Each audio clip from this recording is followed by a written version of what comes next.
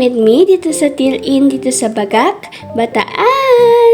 Pero bago yon, ipapakita ko muna sa inyo yung ganda ng daan bago ka makarating dito sa Till-In. Kasi mga te, daan pa lang ang ganda na. Pwede ka nga din dyan mag-picture-picture kasi walang gaanong dumadaan.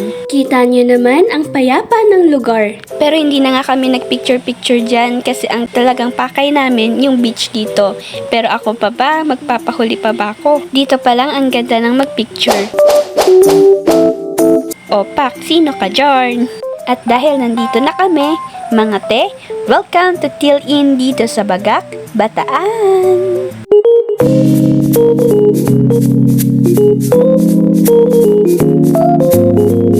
Actually mga te, solong-solo namin yung lugar na to kasi private property kasi to, so hindi siya pwedeng dayuhin ng kahit sino. Pero dahil itong pinsan ko may kaibigan dito, pinapasok po nila kami. By the way, super thank you kay kuya na hindi ko na itanong yung pangalan. Yun lang. Anyway, shout out nga pala kay Kuya Robert Layug. Yan, pinsan ko po yan. Kaya naman mga te, onting pasilip lang yung maibibigay kong video sa inyo dito.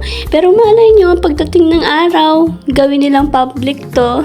Tapos pwede nang dayuhin ng kahit sino. O diba? Sana. Kung gawin man nilang public to, ay babalik at babalik talaga ako dito. And yes, ito po may mini, parang ilog ata to.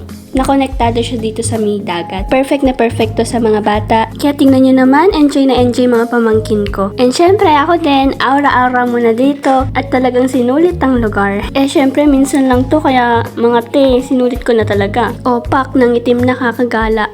Anyway, para sa mga bago dyan sa channel ko, ako nga pala si Mayfab, working student here on TikTok.